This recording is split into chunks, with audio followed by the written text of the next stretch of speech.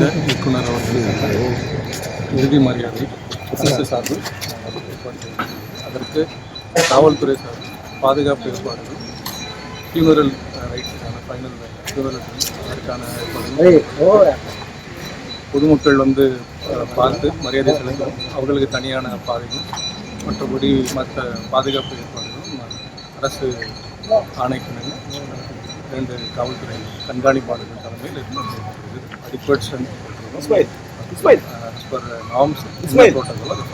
போக்குவரத்துல ஏதாவது மாற்றம் இருக்கு? எந்த மாற்றமும் இல்லை. தேவைப்படும் பட்சத்தில் பண்ணுவோம். இப்போதைக்கு நார்மல் டிராஃபிக் எல்லாம் பண்ணிடுவோம். க்ரௌடு எல்லாரும் எவ்வளோத்தோடு வந்தாலும் ஹேண்டில் பண்ணுறதுக்கு ஸ்ட்ரென்த் இருக்காங்க. கிட்டத்தட்ட ஒரு 1000 போலீஸ் ஆஃபீஸர்ஸ் இருக்காங்க. இப்போதைக்கு மற்ற டீட்டெயில்ஸ்லாம் அவங்க ப்ரோட்டோக்கால் ஆஃபீஸர்ஸ் பண்ணுவாங்க. எங்களோட ஒர்க் ஆஸ்பெக்ட் கரெக்டாக பண்ணியிருக்கோம். ரிலேட்டிவாக ஒரு 3 o'clock சொல்லியிருக்காங்க. அதுக்கப்புறம் எத்தனை கொண்டு சார் வந்துட்டு அதெல்லாம் ஹெல்ப் பண்ணுவாங்க. இல்லை சார், இப்போ விஐபிலாம் வர்றாங்களா சார், அவங்களுக்கு அமர்றது தனி இல்லை, எல்லாத்துக்குமே இருக்குது. இப்போ ரைட் சைடில் ஒரு ஷாமியானா போட்டு அவங்களுக்கான ப்ரெஸ்ஸுக்காக தனி இன்க்ளூஷன் இருக்குது. பப்ளிக் வந்து பார்த்து தனி இன்க்ளூஷன் எல்லா அரேஞ்ச்மெண்ட்டும் இருக்குது. Can handle. எப்போ சார் முடியும்? டென்டேட்டிவாக சொல்லியிருக்காங்க, 3 மணிக்கு சொல்லியிருக்காங்க. மற்ற டீட்டெயில்ஸ் எல்லாம் ப்ரோட்டோகால்.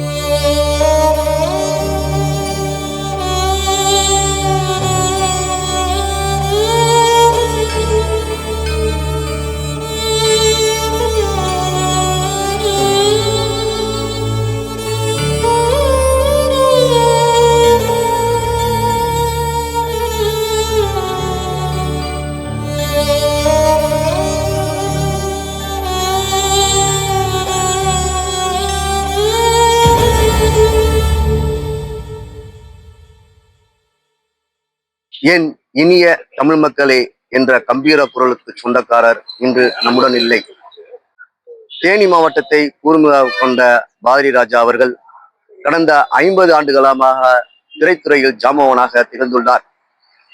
எண்ணற்ற திரை உலகில் சினிமா நடிகர்களை அறிமுகப்படுத்தியதில் தனக்கு நிகராக தானாக திகழ்ந்தவர் பாரதி ராஜா அவர்கள். தேனி மாவட்டத்தை பூர்வீகமாக கொண்ட அவர் தற்பொழுது தேவனாப்பட்டியில் உள்ள காற்றோட்டில் அவரது உடலானது இன்று மாலை சரியாக 3 மணி அளவில் அடக்கம் செய்யப்பட உள்ளது. அவரது உடலுக்கு எண்ணற்ற திரைப்பட ஊடகவியலாளர்கள் மற்றும் நடிகர்கள் மற்றும் பொதுமக்கள் அஞ்சல் செலுத்தி வருகின்றனர்.